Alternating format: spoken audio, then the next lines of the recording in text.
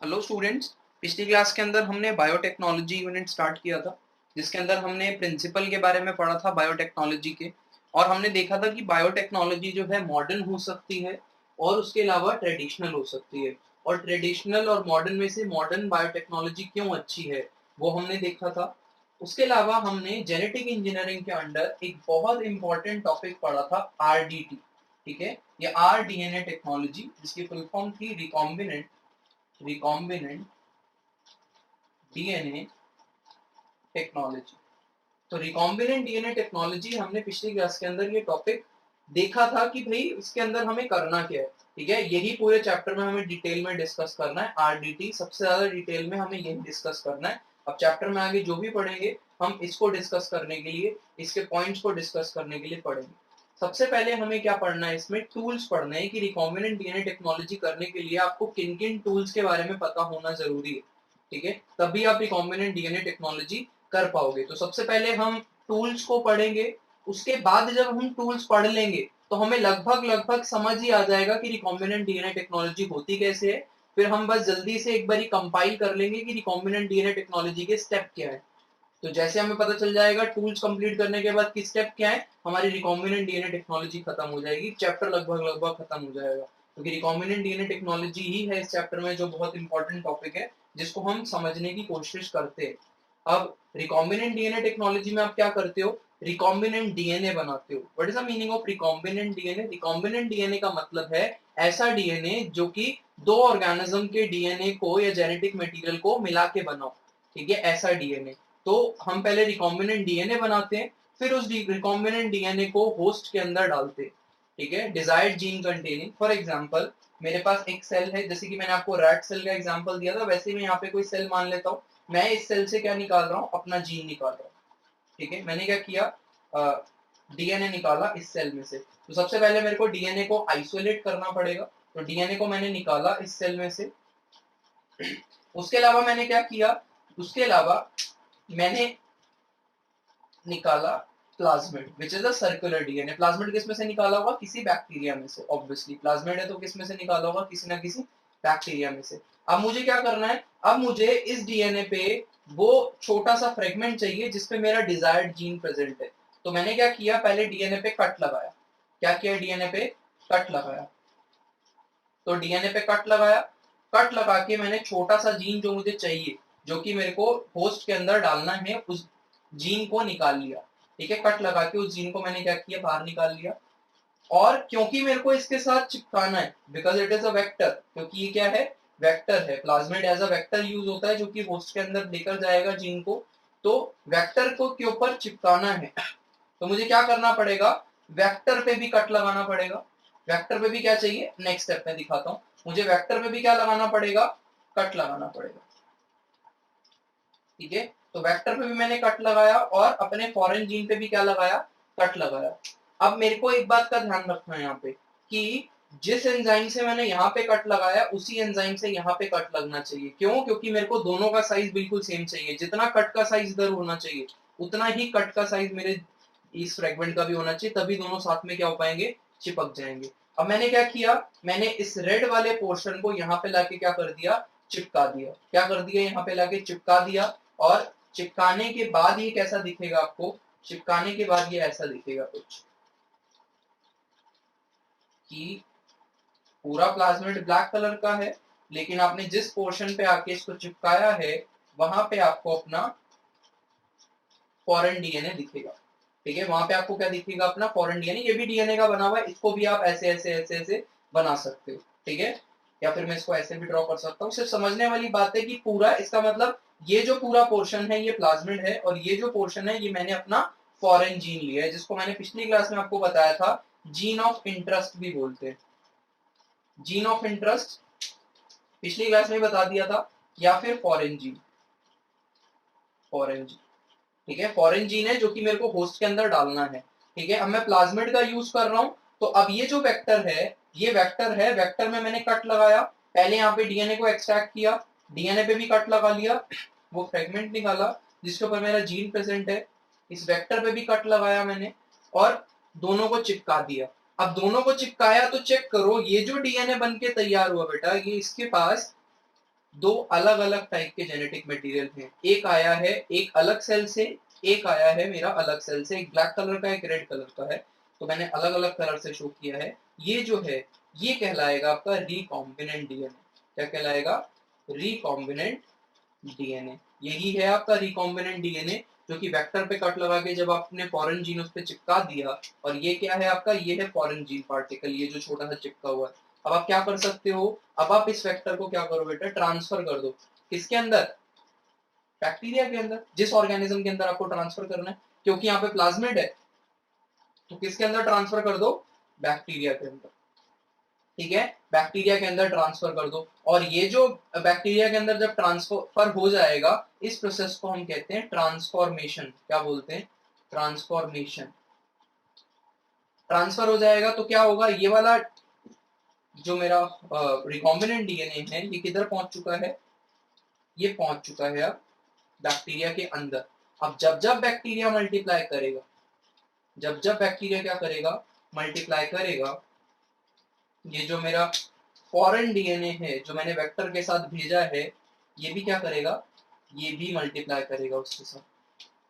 और जब जब ये बैक्टीरिया प्रोटीन बनाएगा, मैंने जो फॉरेन डीएनए ये भेजा है, ये भी क्या बनाएगा, प्रोटीन बनाएगा। तो लेट से अगर ये इंसुलिन का जीन था, इंसुलिन का जीन था, तो मैंने इंसुलिन का जीन बैक्टीरिया में डाल के बैक्टीरिया से बना लिया।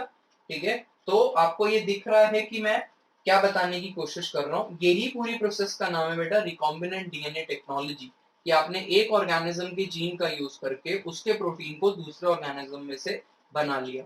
ठीक है, इसमें क्या क्या स्टेप्स लिए ये तो हम चैप्टर जब खत्म होने को आएगा तब देखेंगे, लेकिन आपको यहीं पे समझ में आ रहा है कि वो स्टेप्स क्या क्या हैं। सबसे पहले आपको डीएनए को आइसोलेट करना है, उसके अलावा वेक्टर और डीएनए पे दोनों पे कट लगाना है, और कट सेम एंजाइम से लगना चाहिए। किससे लगेगा?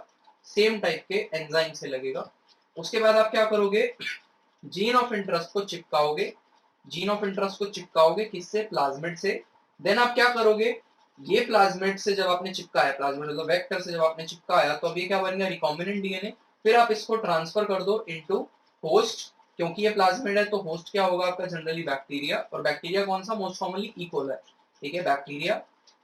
अब जब जब ये बैक्टीरिया मल्टीप्लाई करेगा, आपका फॉरेन जीन भी मल्टीप्लाई करेगा, जीन ऑफ इंटरेस्ट। जब जब ये बैक्टीरिया प्रोटीन बनाएगा, ये जीन ऑफ इंटरेस्ट भी क्या बनाएगा, प्रोटीन बनाएगा। अब हम क्या पढ़ने वाले हैं, टूल्स के बारे में डिस्कस करने वाले हैं। ठीक है, टूल्स के बारे में डिस्कस करेंगे। इस पूरी प्रोसेस में मेरे को 3 टाइप के टूल्स की जरूरत है। ठीक है, इस पूरी प्रोसेस के अंदर कितने टूल्स की जरूरत है मेरे को? 3 टाइप के टूल्स। सबसे पहला टूल है एंजाइम्स। अगर आपको रिकॉम्बिनेंट डीएनए टेक्नोलॉजी करनी है तो एंजाइम्स के बारे में पता होना ही चाहिए आपको। ठीक है, दूसरे टाइप के टूल जो हमें पता होना चाहिए वो क्या है? वेक्टर। वेक्टर। और ये जो वेक्टर है इसको हम क्लोनिंग वेक्टर भी बोलते हैं। क्या बोलते हैं? Cloning vector. What is the meaning of cloning? ये बात आपको पता है, क्लोनिंग मतलब अपने जैसी फोटोकॉपी बनाना। तो ये वो वेक्टर है जो कि होस्ट के अंदर डालोगे, अगर host, this is the host, host के अंदर अगर आप डालोगे तो ये मल्टीप्लाई कर सकता है, इट कैन मल्टीप्लाई। ठीक है, अलोंग विद द होस्ट, और अलग से भी मल्टीप्लाई कर सकता है क्योंकि डीएनए जेनेटिक मटेरियल है। तो वेक्टर आपको चाहिए कौन सा? क्लोनिंग वेक्टर चाहिए, वो पढ़ेंगे सेकंड पॉइंट हम। ठीक है, थर्ड पॉइंट जो हम पढ़ेंगे वो पढ़ेंगे होस्ट। ठीक है, कि होस्ट क्या होता है, किसको होस्ट बोलेंगे, होस्ट को उस लायक कैसे बनाया जाए कि ये प्लाज्मिड को आसानी से ले ले, वो सब पढ़ेंगे हम होस्ट के अंदर। तो टूल्स जो हमारा टॉपिक है वो 3 स्टेप्स हम डिस्कस करने वाले हैं। सबसे पहले एंजाइम्स, उसके बाद वेक्टर, उसके बाद होस्ट। ठीक है, तो हम एंजाइम से सबसे पहले स्टार्ट करते हैं। एंजाइम जो टॉपिक है उससे स्टार्ट करते हैं, उसको हटाता हूँ। ठीक है, एंजाइम यहाँ पे पहले मैं आपको एक्सप्लेन कर देता हूँ कि कौन कौन से टाइप के एंजाइम है। उसके बाद जो एक स्पेसिफिक एंजाइम है जिसको हमें डिटेल में पढ़ना है वो पढ़ लेंगे। ठीक है, जो स्पेसिफिक डिटेल में पढ़ने वाला एंजाइम है।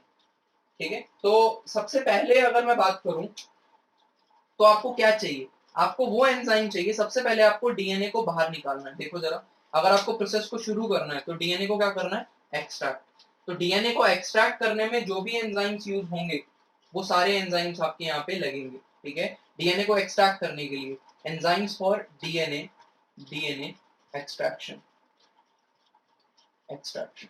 तो डीएनए एक्सट्रैक्शन में जो जो एंजाइम लगेंगे वो सारे एंजाइम आपको पता होने चाहिए यहाँ पे, ठीक है। उसको उसमें कोई डिटेल में पढ़ने की आपको जरूरत नहीं है, सिर्फ एंजाइम का नाम पता होना चाहिए। अगर ये प्लांट सेल है तो इसके ऊपर वॉल होगी, अगर ये बैक्टीरियल सेल है तब भी इसके ऊपर वॉल होगी, अगर ये फंगल सेल है तब भी इसके ऊपर वॉल होगी। तो अगर आपको न्यूक्लियस के अंदर प्रेजेंट जेनेटिक मटेरियल को एक्सट्रैक्ट करना है, ठीक है, अगर जेनेटिक मटेरियल को क्या करना है, एक्सट्रैक्ट करना है, तो सबसे पहले अगर इसके ऊपर कोई वॉल है तो उस वॉल को क्या करना पड़ेगा, आपको तोड़ना पड़ेगा।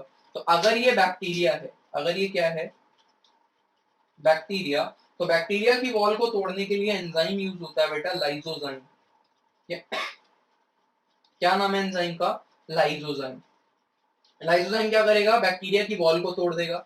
अगर ये प्लांट की सेल है, अगर ये प्लांट सेल है, तो प्लांट की सेल बनी होती है किसकी, सेल्यूलोज की। तो इसको तोड़ने के लिए जो एंजाइम लगेगा वो होगा सेल्यूलेज। एज किसी भी एंजाइम के आगे लग जाए, मैं आपको पहले भी बहुत बार बता चुका हूं, एक बार फिर बता रहा हूं, फिर सुनो। एज किसी भी एंजाइम के आगे लग जाए, इसका मतलब है ये एंजाइम तोड़ेगा, ब्रेक करेगा उस मॉलिक्यूल को। तो अगर मैंने बोल दिया सेल्यूलेज, तो इसका मतलब है किसको तोड़ेगा, सेल्यूलोज को तोड़ेगा। तो प्लांट की सेल वॉल के लिए आपको क्या जानना पड़ेगा, सेल्यूलेज। अगर ये फंगस की सेल वॉल है, अगर फंजाई है, फंगल सेल है, तो क्या डालना पड़ेगा आपको, काइटिनेज। क्योंकि किसकी बनी होती है फंगस की वॉल, काइटिन की बनी होती है, ठीक है। तो क्या डालना पड़ेगा, काइटिनेज का यूज करना पड़ेगा आपको।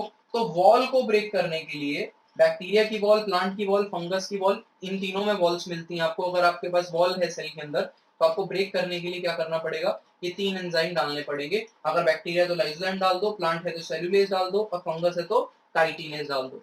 उसके बाद क्या करना है, वॉल के बाद सेकंड स्टेप आता है कि आपको मेम्ब्रेन तोड़नी है। सेल मेम्ब्रेन और न्यूक्लियर मेम्ब्रेन दोनों ही क्या होती है, प्लाज्मा मेम्ब्रेन। और प्लाज्मा मेम्ब्रेन में क्या प्रेजेंट होता है, प्रोटीन। तो अगर आपको मेम्ब्रेन तोड़नी है बेटा, तो क्या डाल दो, प्रोटीएज डाल दो, प्रोटीएज। एज मतलब ब्रेक करने वाला एंजाइम, प्रोटी मतलब प्रोटीन को ब्रेक करने वाला एंजाइम। तो ये क्या करेगा, ये एंजाइम प्लाज्मा मेम्ब्रेन को ब्रेक कर देगा, ठीक है। It will break break plasma membrane, plasma membrane. तो ये प्लाज्मा मेम्ब्रेन को ब्रेक कर देगा क्या, प्रोटीएज। उसके अलावा आपको सिर्फ डीएनए चाहिए। और आपके न्यूक्लियस के अंदर, अगर मैं बात करूं सेल्स के न्यूक्लियस के अंदर, आरएनए भी होता है।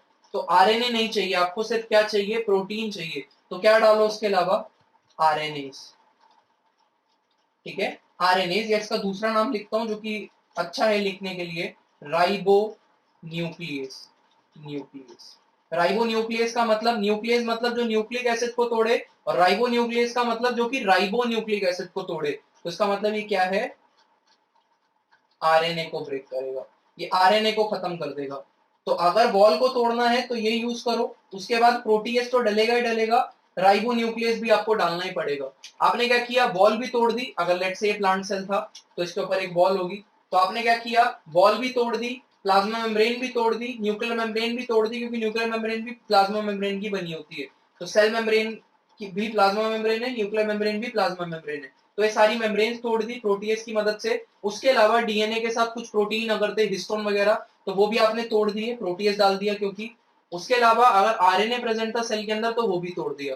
तो अब आपके पास क्या बच गया, अंदर जो बायोमोलिक्यूल बचा रह गया, वो क्या है, डीएनए। तो उस डीएनए को अब आपने क्या कर लिया, एक्सट्रैक्ट कर लिया। ये एक्सट्रैक्शन का प्रोसेस मैं आपको डिटेल में बताऊंगा, ठीक है। जब हम प्रोसेस पढ़ेंगे, पूरी कंपाइल करेंगे, तब मैं आपको डिटेल में बता दूंगा ये प्रोसेस कि आपको कैसे कैसे करना है। आपका प्रैक्टिकल भी है डीएनए का एक्सट्रैक्शन।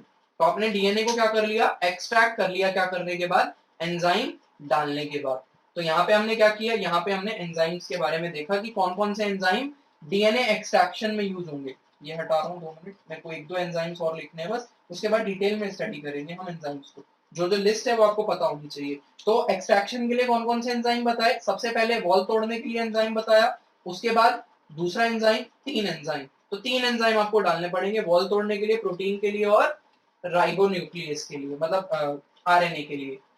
डीएनए मत डालना, डीएनए नहीं डलेगा। क्यों नहीं डलेगा डीएनए, क्योंकि डीएनए को तोड़ना थोड़ी ना है आपको, डीएनए को डाइजेस्ट नहीं करना है आपको, डीएनए चाहिए, डीएनए आपको चाहिए यहाँ पे। दूसरा स्टेप क्या है, दूसरा स्टेप आपको ऐसा मॉलिक्यूल चाहिए कोई जो कि क्या करे, जो कि कट लगाए किसके ऊपर, जो कि कट लगाए वेक्टर के ऊपर और डीएनए के ऊपर, ठीक है। तो ये जो एंजाइम आप पढ़ोगे, ठीक है, दूसरा एंजाइम जो आप पढ़ोगे, इसका नाम है न्यूक्लियस, या फिर रेस्ट्रिक्शन एंजाइम। क्या नाम है, रिस्ट्रिक्शन एंजाइम्स, यही हम डिटेल में पढ़ेंगे। अभी डिटेल में यही एंजाइम हम क्या करने वाले हैं, डिस्कस करने वाले हैं। रिस्ट्रिक्शन एंजाइम्स क्या होते हैं, ठीक है। तो न्यूक्लियस या रिस्ट्रिक्शन एंजाइम सेकंड एंजाइम है जो कि क्या करता है, इनके ऊपर कट लगाएगा, जो कि इन दोनों के ऊपर क्या लगाने वाला है, कट लगाने वाला है। तो रिस्ट्रिक्शन एंजाइम। तीसरा जो एंजाइम है वो क्या है कि अब आपको इस फ्रेगमेंट को इस फ्रेगमेंट के साथ चिपकाना है। मतलब जब कट तो लगा दिया, लेकिन अब ये फॉरेन जीन को चिपकाना भी तो है आपको वेक्टर के साथ, तो चिपकाने वाला कोई एंजाइम चाहिए। तो वो क्या होगा बेटा, लाइगेज। लाइगेज को मॉलिक्यूलर ग्लू भी बोलते हैं, आपने पहले भी पढ़ा हुआ है, लाइगेज कोई आपके लिए नया नहीं है।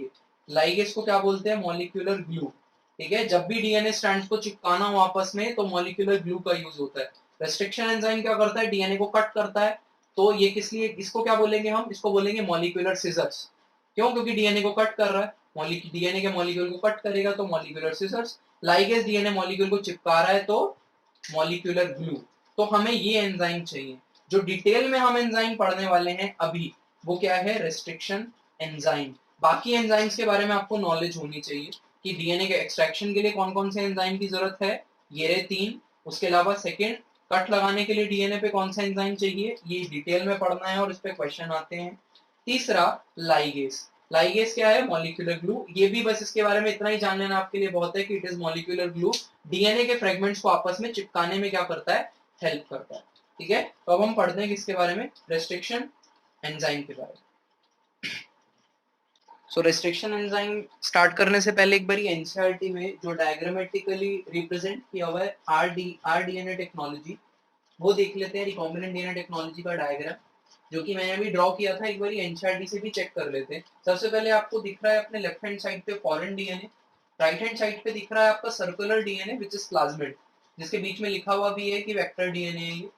उसके बाद क्या लिखा है, उसके बाद लिखा है same restriction enzyme cutting both foreign DNA and vector DNA. दोनों को कट करने वाला जो एंजाइम है वो सेम होना चाहिए। और सेम होने का रीजन मैंने आपको बताया, क्योंकि इन दोनों सेगमेंट्स को आपस में फिट होना चाहिए। जितना बड़ा कट उधर लगा है वेक्टर पे, उतना ही बड़ा फ्रेगमेंट मेरे पास होना चाहिए, तभी दोनों आपस में क्या हो पाएंगे, फिट हो पाएंगे। तो दोनों को सेम रिस्ट्रिक्शन एंडोन्यूक्लियस से क्या करना है, आपको ट्रीट करना है। उसके बाद क्या करोगे आप, दोनों को लाइगेज की मदद से, ठीक है, लाइगेजेस की मदद से। लाइगेज कौन से एंजाइम होते हैं, मॉलिक्यूलर ग्लू, हमने देखा। मॉलिक्यूलर ग्लू की मदद से join foreign DNA to the plasmid, आपने इन दोनों को ज्वाइन कर दिया और अब आपको दिख रहा है कि दोनों डीएनए जो है ज्वाइन हो चुके हैं। आपका वेक्टर भी और फॉरेन जीन भी आपस में क्या हो चुके हैं, ज्वाइन हो गए हैं। उसके बाद आपने क्या किया, उसको ट्रांसफर कर दिया नेक्स्ट स्टेप के अंदर, जहां लिखा हुआ है ट्रांसफॉर्मेशन, और सेल बना हुआ है इकोलाई, मतलब बैक्टीरियल सेल के अंदर डाल दिया। और अब सेल अगर मल्टीप्लाई कर रहा है तो उसके साथ साथ आपका फॉरेन डीएनए भी क्या करेगा, मल्टीप्लाई करेगा।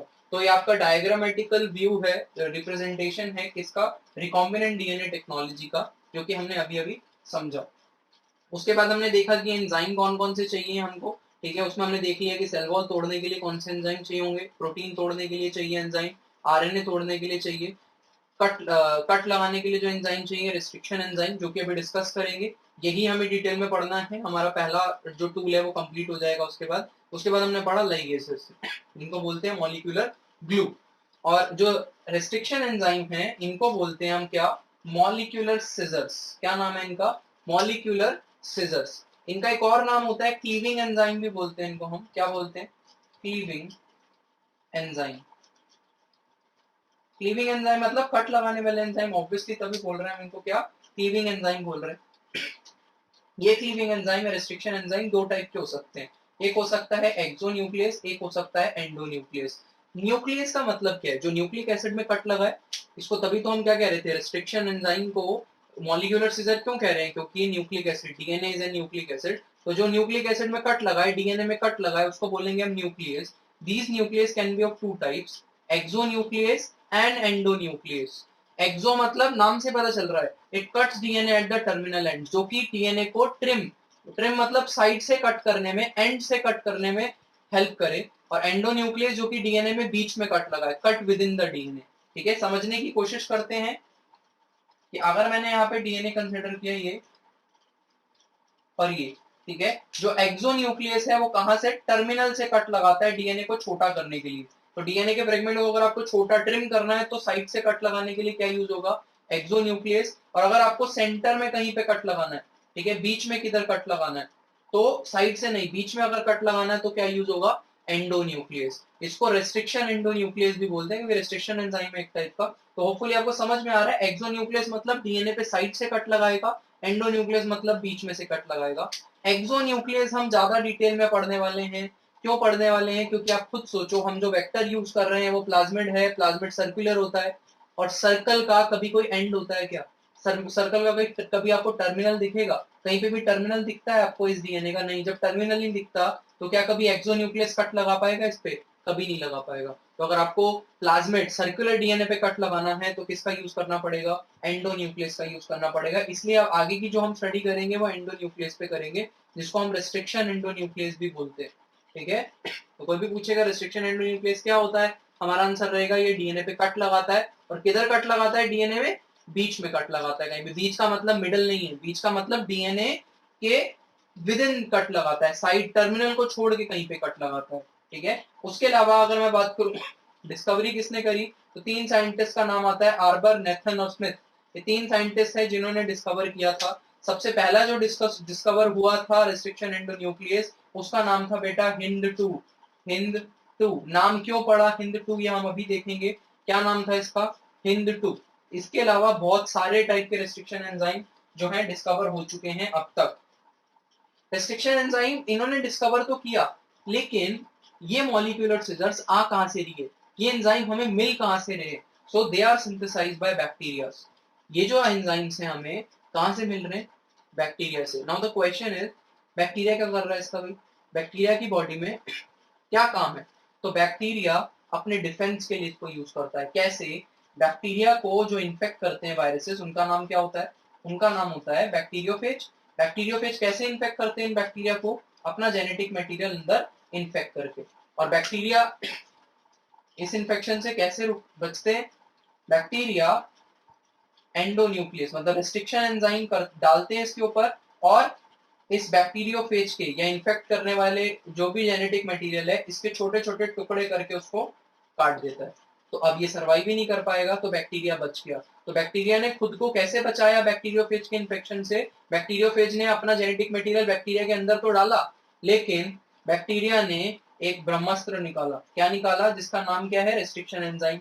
ये रेस्ट्रिक्शन एंजाइम ने क्या किया, उस बैक्टीरिया के डीएनए को कट कर दिया छोटे छोटे पार्ट्स के अंदर, मतलब जेनेटिक मटेरियल को कट किया, और अब वो सर्वाइव नहीं कर पाया जेनेटिक मटेरियल, तो इन्फेक्शन से भी बच गया क्या, बैक्टीरिया का सेल। तो बैक्टीरिया की बॉडी के अंदर सिंथेसाइज हो रहे हैं ये किसकी तरह, restriction enzyme as a defence की तरह। इसलिए इनको रेस्ट्रिक्शन एंजाइम भी बोला जाता है। व्हाई रिस्ट्रिक्शन, क्योंकि ये बैक्टीरियोफेज के जेनेटिक मटेरियल को रेस्ट्रिक्ट कर देते हैं, ग्रो नहीं करने देते अपने सेल के अंदर यूजिंग दिस एंजाइम, इसलिए इसको बोला जाता है रेस्ट्रिक्शन एंजाइम, ठीक है। क्योंकि ये क्या करेंगे, रिस्ट्रिक्ट कर देंगे किसको, बैक्टीरियोफेज के जेनेटिक मटेरियल को ग्रो नहीं होने देते अपने अंदर। ये तो रही वो बात जो कि आपको सिर्फ समझनी है, पढ़नी नहीं है, इसलिए बता दी सिर्फ, या ज्यादा याद नहीं रखनी, मतलब सिंथेसिस बाय बैक्टीरिया इतना आपको पता होना चाहिए। और हम डिटेल में क्या पढ़ने वाले हैं, अब हम डिटेल में पढ़ने वाले हैं क्या, एंडोन्यूक्लियसिस के बारे में, कि एंडोन्यूक्लियसिस है क्या, ठीक है। तो एंडोन्यूक्लियस में आपको बता चुका हूं कि बीच में कट लगाते हैं, और किस पे कट लगाएंगे, डीएनए पे, मॉलिक्यूलर सीजर्स बोलते हैं इनको हम। अब रेस्ट्रिक्शन एंडोन्यूक्लियस जो हैं वो क्या होते हैं, it they recognize specific sequence. अब क्या ये जो बीच में कट लगा रहे हैं, क्या बीच में कहीं भी कट लगा देंगे, जो रेस्ट्रिक्शन एंडोन्यूक्लियस है क्या कहीं भी कट लगा देगा बीच में, जहां इसका मन करेगा उधर ही कट लगा देगा, या कोई स्पेसिफिक सीक्वेंस है वहीं कट लगाएगा, जिस स्पेसिफिक सीक्वेंस है जहां कट लगाएगा। तो जो रेस्ट्रिक्शन एंजाइम है वो रिकॉग्नाइज करेगा स्पेसिफिक सीक्वेंस को और कट करेगा डीएनए को एक स्पेसिफिक साइट पे। ऐसा नहीं है कि कहीं भी कट लगा दिया, नहीं, ये स्पेसिफिक साइट्स पे ही कट लगाता है, और उन साइट को हम कहते हैं रिकॉग्निशन सीक्वेंस।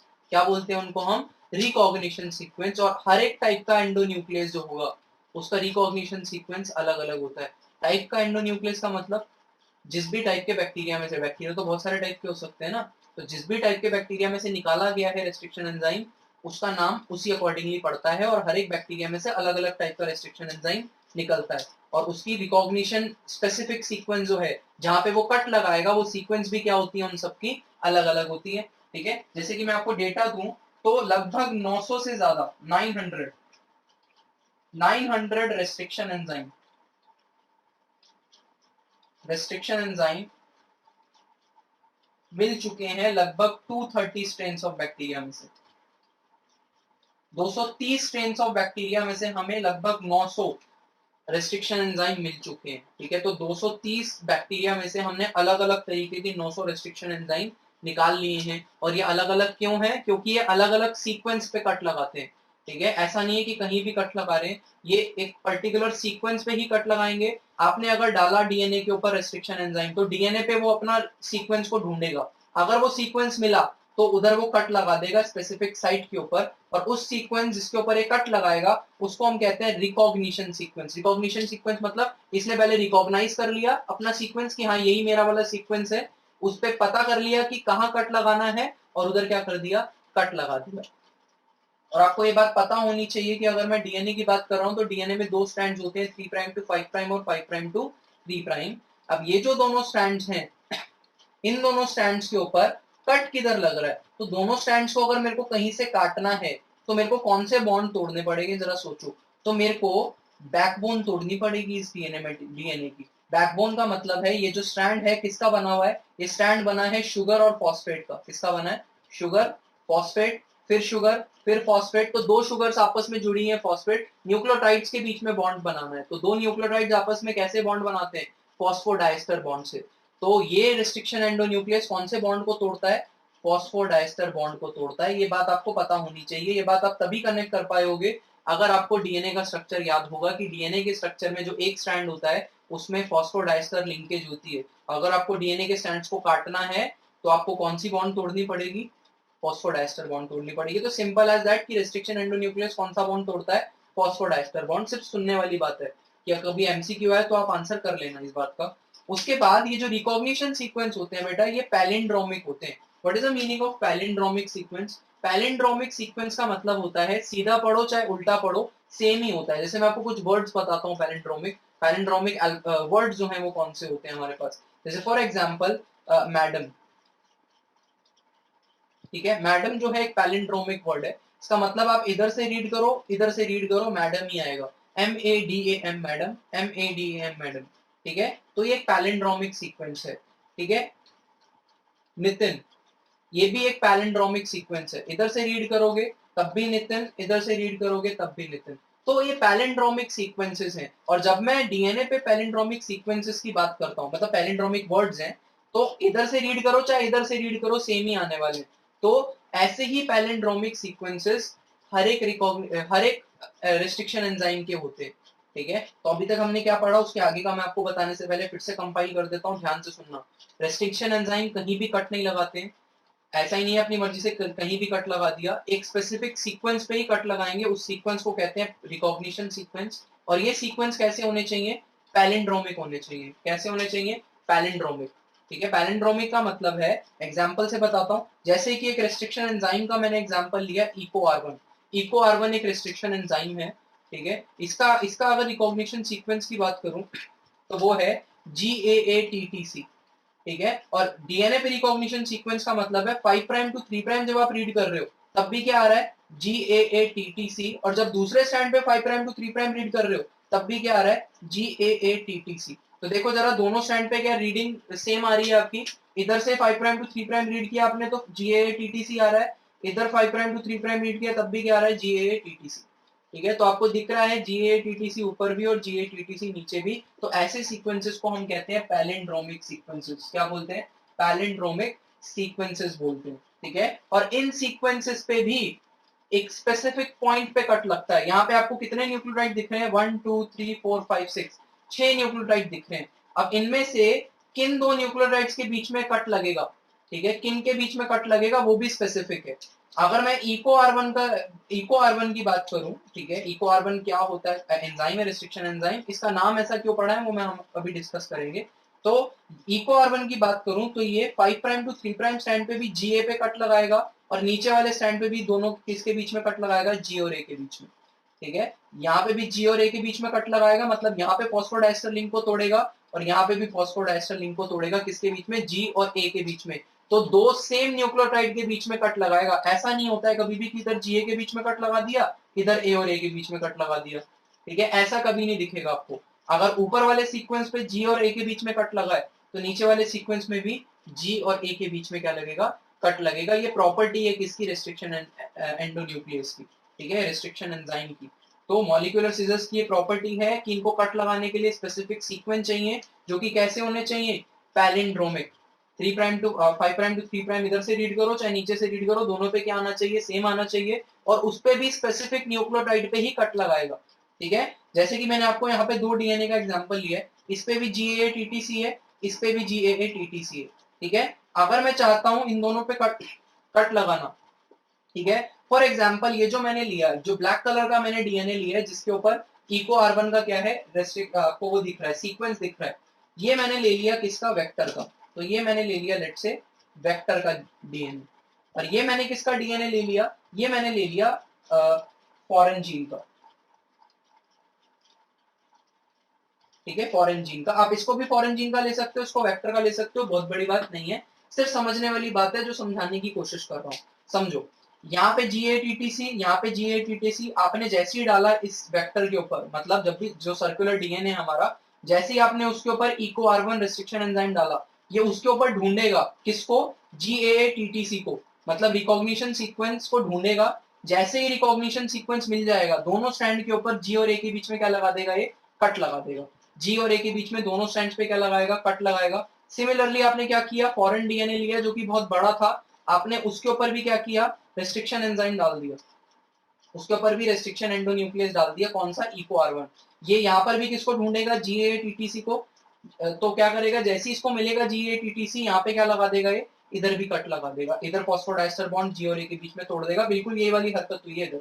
अब क्या होगा जरा ध्यान समझो, जब इधर कट लगा, ठीक है, जब ये इधर कट लगा तो क्या होगा, तो ये वाला सीक्वेंस कट होके बाहर निकल जाएगा, मेरे पास जो बचेगा वो ये बचेगा। दिस इज द फिगर 1, ये जो है फिगर 2 है, ठीक है, ध्यान समझना। जब इधर कट लगा, जब यहाँ पे फॉस्फोडाइस्टर लिंकेज टूटी, तो ये वाले जो सीक्वेंस है ये अलग हो जाएंगे, और जब इधर टूटी तो इधर से जी चला जाएगा, तो इधर से AATTC चला गया क्योंकि इधर कट लग चुका है, और इधर जी चला गया क्योंकि यहाँ पे कट लग चुका है। तो मेरे पास जो सेगमेंट आएगा उसके पास यहाँ पे जी होगा, आगे का सेगमेंट निकल चुका है कट लगने के बाद, और नीचे वाले पे ए तक आएगा, जी जो है कट लगने के बाद निकल चुका है। तो आप होपफुली कंपेयर कर पा रहे हो कि ये जो डीएनए है उसकी ऐसी शेप कैसे आई, कि जो डीएनए है उसकी ये वाली शेप कैसे आई, ठीक है, ऐसी शेप देखो जरा, ऐसी शेप आपको दिख रही होगी, ये शेप कैसी आई, ठीक है, तो ये कट लगने के बाद आई। सिमिलरली रेड वाले पे भी कुछ ऐसा ही होगा, इधर जी से कट लगा तो जी चला गया, इधर जी और ए के बीच में कट लगा तो ये पूरा सीक्वेंस बाहर निकल गया, ठीक है। तो यहाँ पे भी आपको कुछ ऐसी सी शेप दिख रही होगी, देखो जरा, ठीक है, तो कुछ ऐसी शेप दिख रही है। अब ये जो कट लगा है, ये जो टाइप के कट लगे बेटा, इनको हम कहते हैं स्टिकी एंड्स। क्या बोलते हैं हम इनको, sticky ends. What is the meaning of sticky ends या स्टिकी कट, इसका मतलब क्या जरा समझो। मैंने इन दोनों पे same eco R1 same enzyme से जब ट्रीट किया तो जो दोनों एंड बने, ये दोनों स्टिकी हैं आपस में। स्टिकी क्यों है, अगर मैं इन दोनों को पास लाने की कोशिश करूंगा तो जरा देखो, इधर ए है, इधर टी है, ए और टी के बीच में कोशिश करेगा कि दो बॉन्ड बन जाए, ए और टी के बीच में हाइड्रोजन बॉन्डिंग होती है, तो ए और टी के बीच में एक बॉन्ड ऑफ अट्रैक्शन होगा, एक वैंडरवाल फोर्स ऑफ अट्रैक्शन होगा, विच इज हाइड्रोजन बॉन्डिंग। यहाँ पे भी ए और टी के बीच में एक फोर्स ऑफ अट्रैक्शन होगा, इधर टी और ए के बीच में एक फोर्स ऑफ अट्रैक्शन होगा, इधर टी और ए के बीच में क्या होगा, एक फोर्स ऑफ अट्रैक्शन होगा। तो मैं जैसे ही इन दोनों को पास में लाऊंगा, दोनों स्टिक कर जाएंगे आपस में, तो इसी वजह से मैं इनको कहता हूँ स्टिकी, चिपचिपापन रहेगा इन दोनों के बीच में। और वो स्टिकीनेस क्यों है, stickiness is due to hydrogen bonding. याद रखना, स्टिकीनेस किस वजह से है, हाइड्रोजन बॉन्डिंग की वजह से, क्योंकि यहाँ पे जो टी है उसके कॉम्प्लीमेंट्री यहाँ पे ए प्रेजेंट है, यहाँ पे टी है उसके कॉम्प्लीमेंट्री ए प्रेजेंट है। तो मैं इन दोनों सीक्वेंस को बिल्कुल फिट कर सकता हूँ आपस में, बिल्कुल पजल के ब्लॉक की तरह, ठीक है, बिल्कुल पजल के ब्लॉक की तरह आपस में फिट हो जाएंगे, देखो जरा। तो पूरा फिट होते हुए आपको आपस में दिख रहे हैं। वही मैंने ऊपर वाली थर्ड फिगर के अंदर आपको चिपका के दिखाया कि आपने जब इस वाले फ्रेगमेंट को इस वाले फ्रेगमेंट से चिपकाया, ठीक है, ऑब्वियसली यहाँ पे लाइगेज भी लगेगा आपस में ये बॉन्ड को चिपकाने के लिए, लेकिन स्टिकी क्यों है, क्योंकि ए टी के साथ कंपैटिबल है, फिर ए इस टी के साथ है, फिर टी इस ए के साथ है, टी ए के साथ है, जी और सी आपस में पहले से जुड़े हुए थे। तो मैंने क्या किया, वेक्टर डीएनए को फॉरेन डीएनए के साथ चिपका दिया, किसका यूज करके, कैसे चिपकाया, पहले कट किया, उसके बाद मैंने चिपका दिया। और क्यों दोनों में, आपको अब ये भी समझ में आ रहा है कि मैंने क्यों बोला था कि दोनों के अंदर सेम रेस्ट्रिक्शन एंडोन्यूक्लियस होना चाहिए। क्योंकि सोचो अगर यहाँ पे TTAA है और यहाँ पे कोई और सीक्वेंस होता, क्या दोनों के बीच में कॉम्प्लीमेंट्री रूल फॉलो होता कि यहाँ पे T है तो जरूरी नहीं है वहां पे A हो, ठीक है, तो जरूरी नहीं है कि वो चिपकते आपस में। तो जो आपको सीक्वेंस इधर कट लगा है वेक्टर के ऊपर, वही सीक्वेंस आपको कट हुआ चाहिए फॉरेन डीएनए के ऊपर, इसीलिए आप सेम रेस्ट्रिक्शन एंडोन्यूक्लियस से क्या करते हो, ट्रीट करते हो, ठीक है, सेम रेस्ट्रिक्शन एंडोन्यूक्लियस से ट्रीट करते हो। अब एक बार फटाफट से एनसीईआरटी का डायग्राम देख लो, आपको और अच्छे समझ में आएगा। जो मैंने यहाँ पे समझाया वही एनसीईआरटी में बना हुआ है, तसल्ली से देखना जरा क्या बना हुआ, ठीक है, तसल्ली से देखना। यहाँ पे आपको दिखाया हुआ है कि रेस्ट्रिक्शन एंडोन्यूक्लियस कैसे काम करता है। यहाँ पे सबसे ऊपर आपको दिख रहा है रेड कलर वाला वेक्टर डीएनए, कलर से कोई फर्क नहीं पड़ता है, बट आपको दिख रहा है रेड कलर से वेक्टर डीएनए और ब्लैक कलर से दिख रहा है फॉरेन डीएनए। दोनों पे आपको GAA-TTC दिख रहा है, दोनों पे GAA-TTC पैलिंड्रोमिक सीक्वेंस है। तो इस पे कट लगाने के लिए जो है कौन सा रेस्ट्रिक्शन एंडोन्यूक्लियस जो है काम किया है इन्होंने, इको R1, ऊपर लिखा हुआ भी है इको R1। और इको R1 GAA-TTC पे कट लगाता है और कौन से दो न्यूक्लियोटाइड के बीच में कट लगाता है, G और A के बीच में। तो देखो जरा आपका एरो बना हुआ है G और A के बीच में, इधर भी वेक्टर पे भी और फॉरेन डीएनए पे भी G और A के बीच में वो बना हुआ है, एरो बना हुआ है। उसके बाद आपको दिख रहा है कि जब कट लग गया तो आपके स्टिकी एंड्स प्रोड्यूस हो रहे हैं किधर, वेक्टर के ऊपर भी, और स्टिकी एंड्स प्रोड्यूस हो रहे हैं किधर, फॉरेन के ऊपर भी। उसके बाद एरो से दिखाया हुआ है कि इन दोनों फ्रेगमेंट्स को आपस में चिपका सकते हो आप, और चिपकाने के बाद आपका जो डीएनए बना है ये रिकॉम्बिनेंट डीएनए है। क्यों है रिकॉम्बिनेंट डीएनए, क्योंकि ये रिकम्बाइन होके बना हुआ है, ये दो अलग अलग जगह से आया हुआ है, एक है वेक्टर का, एक है आपका फॉरेन डीएनए। तो आपको ये दिख रहा है दिस इज रिकॉम्बिनेंट डीएनए। बनाने के लिए आपने क्या किया, बनाने के लिए आपने इसको रेस्ट्रिक्शन एंडोन्यूक्लियस से ट्रीट किया, उसके बाद उन दोनों को आपस में चिपका दिया। तो होपफुली आपको समझ में आ रहा है। यहाँ से क्वेश्चन क्या आते हैं वो मैं अभी थोड़ी देर में आपसे डिस्कस करूंगा, उसके पहले खत्म कर लेते हैं इसको हम, ठीक है। नेमिंग की बात करते हैं, ठीक है, नेमिंग की। क्या अभी मैंने आपको बताया इको R1, अब ऐसा ही गंदा सा नाम क्यों है इसका, इको R1। तो नेमिंग का कुछ रूल होता है, ठीक है, यहाँ पे कुछ नॉमेनक्लेचर के लिए रूल है जिस बेसिस पे आप एंडोन्यूक्लियस के नाम रखते हो, ठीक है। एंडोन्यूक्लियस किस पे डिपेंड करते हैं, कौन से बैक्टीरिया पे से आपने निकाला, उस बैक्टीरिया का स्ट्रेन क्या था, और आइसोलेट कौन से नंबर पे किया है आपने, आइसोलेट कौन से नंबर पे किया है उस बैक्टीरिया में से उसको। तो अगर मैं बात करूं इको R1, तो एक क्वेश्चन आता है बेटा, इको R1 का नेम को एक्सप्लेन कर दो, ठीक है, या इको R1 को एक्सपैंड करो, ये क्वेश्चन आता है। तो आपको ऐसे ही एक्सपैंड करना है जैसे कि मैं आपको यहाँ पे बता रहा हूँ। इको R1 की अगर बात करूं तो E स्टैंड्स फॉर एस्टेरेशिया।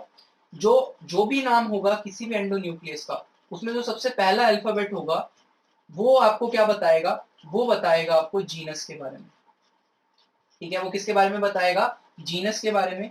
उसके बाद कोलाए, तो एस्टेरेशिया कोलाए, जो शुरू के तीन अल्फाबेट हैं उसमें से सबसे पहला अल्फाबेट स्टैंड फॉर जीनस, बाद के जो अल्फाबेट्स हैं दो, बाद के दो alphabet stand for species, species.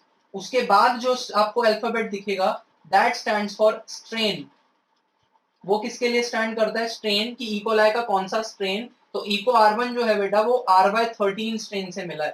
E coli का एक स्ट्रेन होता है जिसको कहते हैं R/13, तो R/13 इज द स्ट्रेन जिसमें से ये वाला रेस्ट्रिक्शन एंडोन्यूक्लियस निकला है। उसके बाद one, one stands for, Roman number में आपको लिखा हुआ है वन। वन क्या बताता है आपको, वन बताता है कि इकोलाई में से आइसोलेट होने वाला ये सबसे पहला एंडोन्यूक्लियस था। याद रखना, सबसे पहला एंडोन्यूक्लियस जो कि इकोलाई से आइसोलेट हुआ है। आइसोलेशन और डिस्कवरी, इन दोनों में फर्क होता है, ठीक है। आपने बैक्टीरिया में डिस्कवर कर लिया कि हाँ इस सेल में ये एंजाइम है, लेकिन उसको आइसोलेट लेट किया तो उसको उसका ये नंबर ज्यादा होगा, ठीक है। जैसे कि मैं अभी आपको एग्जांपल भी दे देता हूँ, पहले इस बात को पचाओ, थोड़ा डाइजेस्ट करो इस बात को कि इको R1 क्या है। इको R1 में E stand for Escherichia, CO stand for coli, R stand for strain R/13, one stand for order of isolation, ठीक है, कि सबसे पहला आइसोलेट किया था इकोलाई से, ठीक है। सबसे, और अगर आपसे कोई पूछ ले कि नॉमेनक्लेचर कैसे होता है तो आप बताओगे कि the first alphabet shows the genus, उसके बाद जो बाकी के दो हैं letter to species, then strain, then order of isolation, ऐसे याद करना है। जैसे कि सबसे पहला डिस्कवर्ड की मैं अगर बात करूं तो हिंद 2, हिंद 2 जो रेस्ट्रिक्शन एंडोन्यूक्लियस था ये सबसे पहला डिस्कवर्ड रेस्ट्रिक्शन एंडोन्यूक्लियस है। और अगर मैं इसकी बात करूं तो एच क्या बता रहा होगा, इसकी कहीं ना कहीं स्पीशीज बता रहा होगा आपको, और जीनस बता रहा होगा कहीं ना कहीं। तो इसकी जो जीनस है वो है हीमोफिलस। IN जो है वो स्पीशीज बता रहा होगा इन्फ्लुएंजा। ठीक है, तो हीमोफिलस इन्फ्लुएंजा कहाँ पढ़ा है इससे पहले आपने, जरा सोच के बताना। ठीक है, वहां पढ़ा था हमने कहीं, डिसीजेस वाले चैप्टर में पढ़ा था, तो आपको होपफुली याद आ गया होगा कि कहीं पढ़ा हुआ हीमोफिलस इन्फ्लुएंजा। ठीक है, किधर पढ़ा है स्पेसिफिकली वो आप बताओगे मेरे को। तो Haemophilus influenza, D stands for the strain, D strain, and 2 stands for isolation का ऑर्डर क्या है। ठीक है, the order of isolation is second, लेकिन ये सबसे पहले डिस्कवर हुआ था। ठीक है, तो आपको याद रखना है डिस्कवरी और आइसोलेशन में फर्क होता है। मतलब साइंटिस्ट ने देख लिया था कि HindII प्रेजेंट है कहाँ, हीमोफिलस इन्फ्लुएंजा के अंदर सबसे पहले।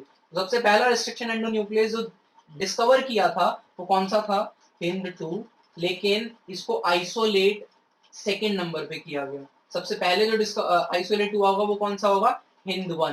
ठीक है, जो तीसरे नंबर पे होगा वो कौन होगा, HindIII। इसी बेसिस पे जो भी टाइप के बैक्टीरिया से क्या हुआ है, आइसोलेट किया गया है, उस बेसिस पे आप इसका क्या रख सकते हो, नाम रख सकते हो। तो ऐसे ही नाम रखे जाते हैं। ठीक है, जैसे कि आपको बाम H1 दिखने वाला है, आगे जाके बहुत सारे एग्जाम्पल दिखेंगे, बस मैंने आपको 2 एग्जाम्पल बता दिए, इन 2 एग्जाम्पल्स को आपको याद रखना है। बाकी जितने भी रेस्ट्रिक्शन एंडोन्यूक्लियस आपको दिखेंगे उनके नॉमेनक्लेचर आपको याद रखने की जरूरत नहीं है कि कौन से बैक्टीरिया से निकला है आपका, वो भी याद नहीं रखना आपको, क्या स्ट्रेन है, वो सारी चीजें भी आपको याद नहीं रखनी है। सिर्फ आगे अगर कुछ आएंगे भी तो वो सिर्फ आपको नाम याद कर लेना कि हाँ भाई ये एक रिस्ट्रिक्शन एंडोन्यूक्लियस है। ठीक है, उसके अलावा आपको नॉमेनक्लेचर सिर्फ इन्हीं दोनों का पता होना चाहिए, और मोस्ट कॉमनली इको R1 का पूछता है। ठीक है, नाउ द क्वेश्चन इज कि इन सब चीजों से पूछा क्या क्या जाएगा। ठीक है, पूछा क्या क्या जाता है वो मैं आपको बता रहा हूँ। ठीक है, मॉलिक्यूलर सीजर्स क्या होती हैं ये आपको पता होनी चाहिए, एक्सोन्यूक्लियस एंडोन्यूक्लियस में आपको डिफरेंस पता होना चाहिए। मोस्ट ऑफ द टाइम्स आपसे क्वेश्चन यही आ जाता है कि क्लीविंग एंजाइम या मॉलिक्यूलर सीजर्स किसको बोलते हैं, तो ये पता होना चाहिए। ठीक है, बैक्टीरिया सिंथेसाइज करता है इनको, ये पता होना चाहिए आपको। उसके अलावा आपको ये पता होना चाहिए कि क्या रेस्ट्रिक्शन एंडोन्यूक्लियस कहीं भी कट लगा देता है या फिर कोई स्पेसिफिक सीक्वेंस है, तो स्पेसिफिक सीक्वेंस पे स्पेसिफिक साइट पे कट लगाता है। सिर्फ सीक्वेंस ही स्पेसिफिक नहीं है, साइट भी स्पेसिफिक है कि कौन से 2 न्यूक्लियोटाइड के बीच में कट लगाएगा। ये जो सीक्वेंस है इसको कहते हैं रिकॉग्निशन सीक्वेंस, और ये रिकॉग्निशन सीक्वेंस पैलिंड्रोमिक होते हैं, और हर एक टाइप के रेस्ट्रिक्शन एंडोन्यूक्लियस का सीक्वेंस अलग अलग होता है, जिसमें से हमने सिर्फ एक ही एग्जाम्पल पढ़ा है, और वही एग्जाम्पल आपको याद रखना है। जानबूझ के एक ही बताया मैंने सिर्फ, ताकि आपको यही याद रहे, और यही क्वेश्चन आता है। आपसे क्वेश्चन पूछेगा कि इको R1 का वो पैलिंड्रोमिक सीक्वेंस बताओ, तो आपको क्या लिखना होगा, ये लिखना होगा जो मैंने यहाँ पे लिखा है, 5 prime to 3 prime GAATTC, 5 prime to 3 prime GATTC। ठीक है, तो GAATTC बस एक याद कर लो, दूसरा तो अपने आप आपको पता चल जाएगा, इधर से लिखना है बस GAATTC। तो GAATTC is the palindromic sequence for Eco R1। और आपसे अगर ये पूछ ले कि इको R1 कौन से 2 न्यूक्लियोटाइड के बीच में कट लगाता है, तो ये भी पता होना चाहिए, G और A, इन दोनों के बीच में क्या लगा रहा है, कट लगा रहा है। इन दोनों के बीच में कट लगाएगा। उसके बाद जो कट लग रहा है वो कैसे टाइप के एंड प्रोड्यूस कर रहा है, स्टिकी एंड्स। ये स्टिकीनेस किस वजह से है, कौन से बॉन्डिंग की वजह से है, तो हाइड्रोजन बॉन्डिंग। तो ये stickiness is due to hydrogen bonding. उसके अलावा पूछ सकता है रेस्ट्रिक्शन एंडोन्यूक्लियस कौन सा बॉन्ड तोड़ता है, तो फॉस्फोडाइस्टर बॉन्ड को कट लगा रहा है। देखो जरा, इसने एक स्टैंड पे कट लगाया ना, तो स्टैंड के बीच में कौन सा बॉन्ड होता है, फॉस्फोडाइस्टर बॉन्ड। तो 2 शुगर्स के बीच में जो फॉस्फोरस होती है वो वाला बॉन्ड तोड़ेगा ये, तो 2 शुगर्स के बीच का बॉन्ड तोड़ता है। तो यहाँ पे भी फॉस्फोडाइस्टर, यहाँ पे भी, और जो एंड प्रोड्यूस हुए ये स्टिकी एंड्स, क्योंकि इनके बीच में क्या है, वैंडरवॉल, जब पास लेकर आओगे तो वैंडरवॉल फोर्स ऑफ अट्रैक्शन, ऐसा कुछ दिखेगा आपको। ठीक है, ऐसा कुछ दिखेगा। ठीक है, दोनों के बीच में वैंडरवॉल फोर्स ऑफ अट्रैक्शन है, पास लेकर आओगे चिपक जाएंगे। ठीक है, तो वैंडरवॉल फोर्स ऑफ अट्रैक्शन, चिपक जाएंगे, मैंने आपको दिखाया हुआ है कैसे चिपके, हमने डायग्राम भी देख लिया एनसीईआरटी के अंदर। नेमिंग से क्वेश्चन आ जाता है, फर्स्ट अल्फाबेट, बाकी के 2 alphabet, fourth alphabet, first second third fourth and fifth. तो ये है हमारा नॉमेनक्लेचर का वो, कि कौन सा पहले जीनस होगा, then species, then strain, then order of isolation. Eco R1 की नेमिंग हमने देख ली है। This is all about restriction endonuclease या रेस्ट्रिक्शन एंजाइम। ये जरूर जरूर इतना जितना आपको पढ़ा है याद कर लेना, क्वेश्चन रेस्ट्रिक्शन एंजाइम से आता ही आता है। ठीक है, और जो आज आपको डायग्राम दो दिखाए हैं, ये डायग्राम कभी कभी आपके लेबल करने को आ जाते हैं ABCD करके। ठीक है, कि लेबल कर दो क्या क्या है और ये कैसे हेल्प कर रहा है, तो वो सारी चीजें। तो आज की क्लास में हमने पहला टूल कंप्लीट कर लिया है विच वाज एंजाइम। ठीक है, एंजाइम के बारे में हमने सब कुछ पढ़ लिया है आज की क्लास में। अब नेक्स्ट क्लास में हम क्या करेंगे, नेक्स्ट क्लास में हम पढ़ेंगे कि आपने रेस्ट्रिक्शन एंडोन्यूक्लियस का यूज करके बड़े डीएनए को छोटे छोटे फ्रेगमेंट्स में तो बांट दिया। आपने क्या किया, बड़े डीएनए को छोटे छोटे फ्रेगमेंट्स में बांट दिया। अब इन छोटे छोटे फ्रेगमेंट्स को आपको अलग करना है एक दूसरे से। क्या करना है एक दूसरे से, इन छोटे छोटे फ्रेगमेंट्स को अलग। तो कैसे अलग किया जाए, तो याद करो मैंने आपको एक प्रोसेस पढ़ाई थी, जेल इलेक्ट्रोफोरेसिस, जिसकी मदद से आप क्या कर सकते हो, इन छोटे छोटे फ्रेगमेंट्स को साइज के बेसिस पे एक दूसरे से अलग कर सकते हो। तो वो एक बारी प्रोसेस हम फिर से पढ़ेंगे नेक्स्ट क्लास के अंदर, जेल इलेक्ट्रोफोरेसिस। और सेकेंड टूल पढ़ना स्टार्ट कर देंगे फिर हम, क्लोनिंग वेक्टर। ठीक है, तो मिलते हैं नेक्स्ट क्लास में। Thank you so much.